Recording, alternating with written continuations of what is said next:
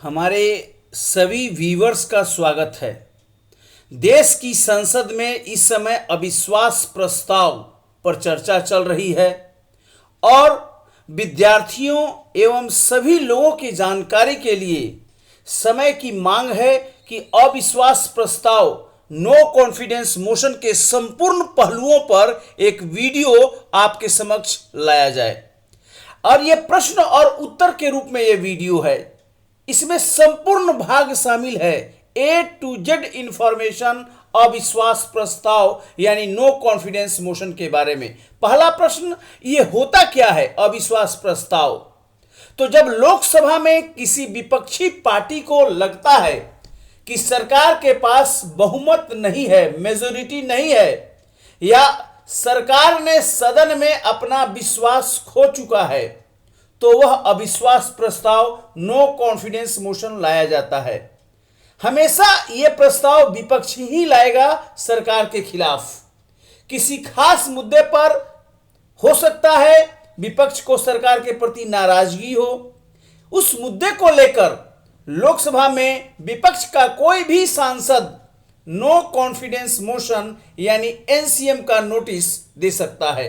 तो पहला यही प्रश्न है कि अविश्वास प्रस्ताव यानी विपक्ष के तरफ से लाया जाने वाला एक प्रस्ताव जो सरकार के विरुद्ध होता है और इसमें यह बात होती है कि विश्वास सदन का नहीं है इस सरकार के प्रति। दूसरा प्रश्न के पहले यह जाने कि अगर नोटिस को, जो अविश्वास प्रस्ताव का नोटिस विपक्ष ने दिया, उसको लोकसभा स्पीकर स्वीकार कर लेते हैं तो उस पर फिर बहस होती है लोकसभा में। बहस में विपक्ष की ओर से सरकार यानी सत्ता पक्ष पर आरोप लगाया जाता है और सरकार उन आरोपों का बिंदुवार जवाब देती है। बहस के अंत में प्रधानमंत्री जवाब देते हैं और सबसे अंत में अविश्वास प्रस्ताव पर वोटिंग होती है और यह फैसला होता है कि अविश्वास प्रस्ताव पास हो गया कि फेल हो गया। तो कुल मिलाकर अविश्वास प्रस्ताव का यही अर्थ है। दूसरा प्रश्न है, अविश्वास प्रस्ताव लाने के लिए कितने सांसदों की जरूरत होती है? क्या एक एमपी ला सकता है या कितना एमपी होगा? इस प्रश्न का उत्तर इसमें है कि सरकार के खिलाफ अविश्वास प्रस्ताव लाने के लिए 50 विपक्षी लोकसभा सांसदों का सपोर्ट होना आवश्यक है। जो प्रस्ताव है उसमें कम से कम 50 अपोजिशन के एमपी का साइन होना जरूरी है, तभी वह प्रस्ताव वैलिड है और उस पर विचार किया जा सकता है। अगर सदन में अविश्वास प्रस्ताव लाया जाए और बहस के बाद अंत में, सबसे अंत में वोटिंग हो और उसमें 51% यानी आधे से अधिक एमपी अगर अविश्वास प्रस्ताव के पक्ष में मतदान करते हैं तो सरकार गिर जाती है, सरकार को इस्तीफा देना पड़ता है। बहरहाल इस प्रश्न का उत्तर है मिनिमम 50 एमपी यानी विपक्ष के मेंबर ऑफ पार्लियामेंट, लोकसभा के एमपी को, इसमें राज्यसभा का नहीं होगा। इस प्रस्ताव पर केवल और केवल लोकसभा के विपक्ष के 50 सदस्यों का एमपी का साइन होना जरूरी है। राज्यसभा को कोई लेना देना नहीं है अविश्वास प्रस्ताव से। तो यह इंपॉर्टेंट बात है। अगला क्वेश्चन है कि क्या कारण देना जरूरी है विपक्ष को कि क्यों अविश्वास प्रस्ताव लाया जा रहा है? तो सामान्यतः नहीं, विपक्ष को अविश्वास प्रस्ताव को लाने के लिए कारण देना जरूरी नहीं है। विपक्ष चाहे तो कारण दे सकता है, चाहे तो कारण नहीं भी दे सकता है। प्रस्ताव के नोटिस में कारण नहीं अंकित करने पर भी कोई दिक्कत नहीं है। जब सूचना में कारण उल्लिखित होते हैं और लोकसभा में पढ़ा जाता है तब भी वे अविश्वास प्रस्ताव का भाग नहीं बनते हैं। यह बहुत क्लियर है। अगला प्रश्न है, अविश्वास प्रस्ताव का नोटिस कैसा होता है? मैं बता दूं, एक लाइन का प्रस्ताव होता है, 1 लाइन प्रपोजल नोटिस। वो क्या होता है? यह सदन यानी लोकसभा मंत्री परिषद में अविश्वास व्यक्त करता है। This house express its no confidence in the council of ministers. यानी 1 लाइन का ये नोटिस दिया जाता है विपक्ष की ओर से लोकसभा स्पीकर को। तो ये इंपॉर्टेंट बात है। अविश्वास प्रस्ताव का संवैधानिक आधार क्या है? क्या संविधान में वर्णित है अविश्वास प्रस्ताव? सीधे सीधे नहीं है, लेकिन इसकी चर्चा संविधान के अनुच्छेद 75(3) में मिलता है। और 75(3) में क्या कही गई है कि केंद्रीय मंत्री परिषद यानी जो काउंसिल ऑफ मिनिस्टर है वो लोकसभा के प्रति उत्तरदायी है, रेस्पॉन्सिबल है, अकाउंटेबल है। अर्थात लोकसभा में बहुमत हासिल रहने पर ही मंत्रिपरिषद बनी रह सकती है। जिस क्षण भी लोकसभा में यह तय हो जाए कि मंत्रिपरिषद का विश्वास नहीं है, उसी क्षण मंत्रिपरिषद को रिजाइन देना पड़ता है। दूसरे शब्दों में, मंत्रिपरिषद के खिलाफ अगर अविश्वास प्रस्ताव पारित हो जाए तो सरकार को इस्तीफा देना पड़ता है। यानी सरकार मतलब जो मंत्रिपरिषद है उसको रिजाइन देना पड़ता है। तो ये बहुत स्पष्ट सी बात है। संवैधानिक आधार 75(3) यानी अकाउंटेबिलिटी का जो क्लॉज है वहां से फ्लो होता है। क्या राज्यसभा में भी अविश्वास प्रस्ताव लाया जा सकता है? मैंने पहले ही स्पष्ट कर दिया, अविश्वास प्रस्ताव का राज्यसभा से कोई लेना देना नहीं है। क्यों? क्योंकि जो मंत्री परिषद है वो लोकसभा के प्रति उत्तरदायी है, 75(3) अनुच्छेद कहता है। तो यह बहुत स्पष्ट है कि कार्यपालिका यानी सरकार केवल और केवल लोकसभा के प्रति उत्तरदायी है। इसलिए अविश्वास प्रस्ताव भी केवल और केवल लोकसभा में ही लाया जा सकता है, न कि राज्यसभा में। अगला प्रश्न, अविश्वास प्रस्ताव संबंधी संसदीय प्रक्रिया क्या है? मतलब जो लोकसभा का जो रूल्स है वो कैसे डील करता है नो कॉन्फिडेंस मोशन को? तो लोकसभा के प्रक्रिया और कार्य संचालन नियमावली, इसमें रूल 198 रूल के तहत अविश्वास प्रस्ताव को डील किया जाता है। 198(1) से 198(5) तक संपूर्ण प्रक्रियाओं का वर्णन है जो अविश्वास प्रस्ताव के मामले में फॉलो करना होता है। नियम 198(1) क इसके तहत अविश्वास प्रस्ताव लाने वाले सदस्य को स्पीकर के बुलाने पर सदन से इसके लिए अनुमति मांगनी पड़ती है, यानी परमिशन ऑफ द हाउस। ये कहता है कि जो लाया है उसको अनुमति मांगनी पड़ती है। 198(1) के तहत सुबह 10 बजे तक इस प्रस्ताव की लिखित सूचना लोकसभा के महासचिव सेक्रेटरी जनरल लोकसभा को देनी होती है। इस समय के बाद अगर सूचना दी जाए तो अगले दिन मानी जाती है।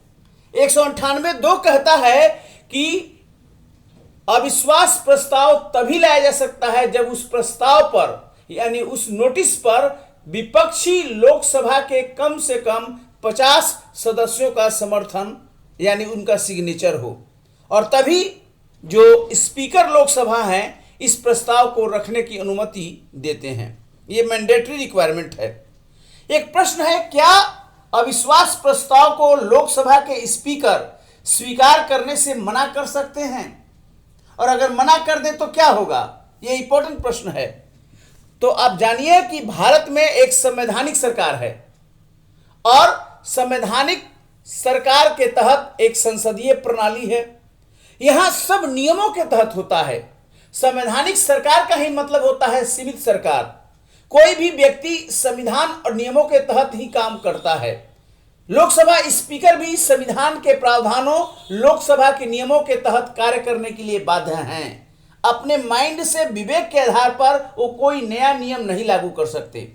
अनुच्छेद 75 क्या कहता है? सरकार लोकसभा के प्रति उत्तरदायी है, यानी लोकसभा में जब तक सरकार को बहुमत है तब तक सरकार है, तब तक मंत्रिपरिषद है। इसलिए मंत्रिपरिषद के खिलाफ अविश्वास प्रस्ताव लाया जा सकता है ताकि मंत्रिपरिषद के बहुमत का परीक्षण किया जा सके। तो ये इंपॉर्टेंट बात है। नियम 198(3) के तहत अध्यक्ष से अनुमति मिलने के बाद इस पर चर्चा के लिए एक या अधिक दिन या किसी दिन का एक भाग तय किया जाता है। कितना समय तक बहस होगा अध्यक्ष तय करते हैं, यानी स्पीकर लोकसभा। और एक बार मंजूरी मिल गई तो प्रस्ताव पेश करने के 10 दिनों के अंदर इस पर चर्चा जरूरी है। 10 दिनों के अंदर, हालांकि यह स्पीकर पर निर्भर करता है, वो 1-2 दिन इधर उधर भी हो सकता है। नियम 198(4) कहता है भाषणों की समय सीमा तय की जाती है स्पीकर के द्वारा। जैसे आप देखेंगे किस पार्टी का कितना सीट है लोकसभा में, उसके अनुसार उस पार्टी के सांसदों को टाइम मिलता है।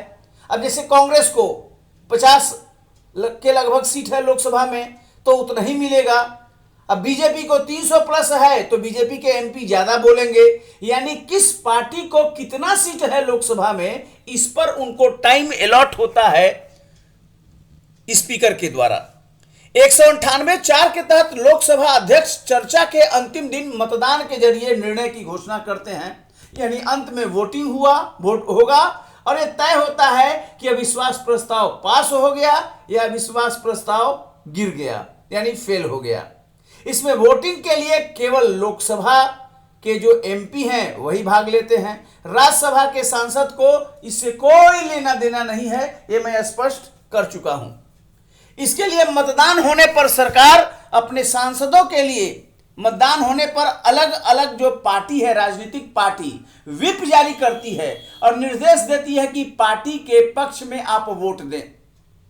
फॉर एग्जाम्पल कांग्रेस अपने एमपी को व्हिप जारी करके संदेश यानी संदेश भेजकर लिखित में यह कह सकती है कि अविश्वास प्रस्ताव के पक्ष में वोट दिया जाए। बीजेपी कह सकती है अपने एमपीज को कि अविश्वास प्रस्ताव के विरोध में वोट दिया जाए। तो इस तरह से व्हिप जारी होता है और कोई अगर एमपी लोकसभा इस व्हिप का न माने इस व्हिप को, तो फिर वो संसद की सदस्यता से अयोग्य घोषित हो सकता है, डिस्क्वालीफाई हो सकता है। ये मैंडेटरी होता है मानना पार्टी लाइन को। अविश्वास प्रस्ताव में सदन में मौजूदा सदस्यों यानी जो करंट स्ट्रेंथ है, मान लो कि कोई रिजाइन कर दिया तो वो तो काउंट होगा नहीं। कोई मान लो कि कोई डिस्क्वालीफाई हो गया, वो भी काउंट नहीं होगा। तो ये इंपॉर्टेंट बात है कि आज के डेट में करंट कितना एमपी है उसी पर अविश्वास प्रस्ताव पर वैलिडिटी चलती है। आधे से ज्यादा, एक भी ज्यादा यदि सरकार के खिलाफ वोट दे दिया तो अविश्वास प्रस्ताव पारित हो जाता है, सरकार को तुरंत रिजाइन करना पड़ता है। यही बात क्वेश्चन में है, यदि अविश्वास प्रस्ताव पास हो जाए तो क्या हो। यदि सरकार लोकसभा में विश्वास प्रस्ताव के दौरान सामान्य बहुमत साबित नहीं कर पाती, यह विश्वास प्रस्ताव नहीं है, इसको अविश्वास पढ़िएगा। यदि लोकसभा में अविश्वास प्रस्ताव के दौरान बहुमत साबित नहीं हुआ तो सरकार को तुरंत इस्तीफा देना पड़ता है या लोकसभा को भंग करने के लिए राष्ट्रपति से प्रधानमंत्री कह सकते हैं। अविश्वास प्रस्ताव पर चर्चा के दौरान अगर ये पास हो गया तो इसके बाद राष्ट्रपति पर निर्भर है कि वह नई सरकार को आमंत्रित करे या ऐसा संभव न होने पर वर्तमान सरकार को ही चुनाव संपन्न होने तक कार्यवाहक कार्य करने के लिए कहे। एक बार अविश्वास प्रस्ताव लाने के कितने दिन बाद पुनः अविश्वास प्रस्ताव लाया जा सकता है? एक बार आपने ला दिया मान लीजिए, तो फिर कब होगा? इसका उत्तर है संसदीय नियम में कहा गया है कि एक बार अविश्वास प्रस्ताव लाने के 6 महीना बाद ही दोबारा अविश्वास प्रस्ताव लाया जा सकता है। यह नहीं कि तुरंत एक ही सेशन में 2 बार ला दो। एक बार ला दिए उसके बाद 6 माह बाद लाया जा सकता है अगर वह अविश्वास प्रस्ताव गिर जाता है तो। चूंकि अविश्वास प्रस्ताव विपक्ष द्वारा लाया जा सकता है, चूंकि विश्वास मत सरकार की तरफ से लाया जाता है, इसलिए उक्त नियम इस पर लागू नहीं होगा। केवल अविश्वास प्रस्ताव पर ही यह 6 माह का नियम लागू होता है क्योंकि यह विपक्ष लाता है। वही विश्वास प्रस्ताव सरकार लाता है, तो चाहे तो सरकार विश्वास मत बहुत जल्दी ला दे, 6 माह का नियम विश्वास प्रस्ताव यानी कॉन्फिडेंस मोशन में लागू नहीं होता है। इसी पर क्वेश्चन है कि अविश्वास प्रस्ताव और विश्वास प्रस्ताव यानी नो कॉन्फिडेंस मोशन और कॉन्फिडेंस मोशन, इसमें क्या अंतर है? ये दोनों ही प्रस्ताव संसदीय प्रक्रिया के अंग हैं। दोनों प्रस्ताव जिसके तहत सदन में सरकार के बहुमत का परीक्षण होता है, जांचा जाता है। सदन में अविश्वास प्रस्ताव नो कॉन्फिडेंस मोशन हमेशा विपक्ष लाएगा अविश्वास प्रस्ताव हमेशा विपक्ष लाएगा, जबकि विश्वास प्रस्ताव हमेशा सत्ता पक्ष लाएगा बहुमत दिखाने के लिए। किन्हीं विशेष परिस्थितियों में राष्ट्रपति भी सरकार से विश्वास मत अर्जित करने के लिए कह सकते हैं। तो ये इंपॉर्टेंट बात है। यदि सरकार विश्वास मत जीत जाती है तो 15 दिन बाद विपक्ष पुनः सरकार के खिलाफ अविश्वास प्रस्ताव ला सकता है। ध्यान दीजिए, विश्वास प्रस्ताव सत्ता पक्ष लाया, सत्ता पक्ष जीत गया अंत में वोटिंग के द्वारा, तो 15 दिन बाद, वोटिंग के 15 दिन बाद पुनः विपक्ष अविश्वास प्रस्ताव ला सकता है। अभी तक कितनी बार लाया गया है अविश्वास प्रस्ताव? 1963 में पहली बार संसद में इतिहास बना जब अविश्वास प्रस्ताव लाया गया था। 1963 फर्स्ट टाइम। 60 साल के इतिहास में अब तक 27 बार लोकसभा में अविश्वास प्रस्ताव आ चुका है। और ये जो अविश्वास प्रस्ताव पर चर्चा हो रही है वर्तमान में, आज 6 अगस्त है, 5 को चर्चा हुई, 6 को चर्चा हुई, आज 9 अगस्त है, 9 अगस्त, यानी 8 को चर्चा हुई, आज 9 अगस्त को हुई, और कल 10 अगस्त को भी अविश्वास प्रस्ताव पर चर्चा हुई होगी, प्रधानमंत्री जवाब देंगे। तो कुल मिलाकर ये जो लेटेस्ट है इसको मिलाइएगा तो 28 हो जाएगा। इसके पहले 27 बार अविश्वास प्रस्ताव पर चर्चा हो चुकी है लोकसभा में। और ये तो अविश्वास प्रस्ताव है जो विपक्ष लाता है। इसके अतिरिक्त सत्ता पक्ष अब तक 11 बार विश्वास प्रस्ताव लोकसभा में चर्चा हेतु ला चुका है। यानी अब तक अगर वर्तमान को मिला दे जो अभी चल रहा है तो 28 अविश्वास प्रस्ताव और 11 विश्वास प्रस्ताव लोकसभा में आ चुका है। 1962 के चीन युद्ध में हार के बाद आचार्य जेबी कृपलानी ने अगस्त 1963 में संसद के मानसून सत्र के दौरान पंडित जवाहरलाल नेहरू की सरकार के खिलाफ अविश्वास प्रस्ताव लाया था, और इस प्रस्ताव के पक्ष में केवल 62 वोट पड़े और विरोध में 347 वोट, यानी यह अविश्वास प्रस्ताव गिर गया था। अब तक जवाहरलाल नेहरू सरकार के खिलाफ 1 बार, लाल बहादुर शास्त्री सरकार के खिलाफ 3 बार, इंदिरा गांधी सरकार के खिलाफ 15 बार, सबसे अधिक अविश्वास प्रस्ताव संसदीय इतिहास में इंदिरा गांधी के खिलाफ 15 बार, मोरारजी के खिलाफ 2 बार, नरसिम्हा राव के खिलाफ 3 बार, राजीव गांधी के खिलाफ 1 बार, अटल बिहारी वाजपेयी के खिलाफ 1 बार, और नरेंद्र मोदी के खिलाफ अगर वर्तमान वाला मिला दे तो 2 बार, और इसके पहले 1 बार। कुल मिलाकर 27 बार, और ये 28वां वाला चल रहा है। 8, 9 और 10 अगस्त 2023 को जो 28वां वाला अविश्वास प्रस्ताव पर चर्चा चल रही है। अविश्वास प्रस्ताव का सामना करते हुए अब तक पहली बार 1978 में सरकार गिरी थी जब मोरारजी देसाई की सरकार थी। अब तक अविश्वास प्रस्ताव गिरता रहा है, लेकिन पहली बार अविश्वास प्रस्ताव 1978 में मोरारजी देसाई सरकार को गिराने का काम किया। उनकी सरकार के खिलाफ कुल 2 बार यह प्रस्ताव लाया गया था। मोदी सरकार के खिलाफ यह दूसरा अविश्वास प्रस्ताव है, यानी अब तक 28 टोटल हो जाएगा। पहली बार 2018 में तेलुगु देशम पार्टी ने लाया था, 199 वोट से वो गिर गया था। और वर्तमान वाला एनडीए वर्सेस INDIA इसकी पहली लड़ाई के रूप में देखा जा सकता है। और अगर यहाँ पर देखें अविश्वास प्रस्ताव का तो सबसे ज़्यादा सपोर्ट किसको है, तो ये यहाँ पर दिख रहा है क्लियर कट। जवाहरलाल नेहरू 1963 में 347 सपोर्ट मिला था और अविश्वास प्रस्ताव के पक्ष में 62, नरसिम्हा राव 336, इंदिरा गांधी 333, नरेंद्र मोदी 330। मतलब किस प्रधानमंत्री को सबसे ज्यादा सपोर्ट मिला अविश्वास प्रस्ताव के विरोध में, तो ये पिक्चर केवल बता रहा है यहां पर। अब ये आगे का ये है कि जवाहरलाल नेहरू की सरकार के खिलाफ पहला अविश्वास प्रस्ताव आया था 1963 अगस्त में। लाने वाला कौन था? आचार्य जेबी कृपलानी, और ये प्रजा सोशलिस्ट पार्टी के थे। फर्स्ट टाइम संसदीय इतिहास में जेबी कृपलानी लाए थे 1963 में पंडित नेहरू के सरकार के खिलाफ 1963 अगस्त में। लाल बहादुर शास्त्री को 1 साल में 3 बार अविश्वास प्रस्ताव का सामना करना पड़ा।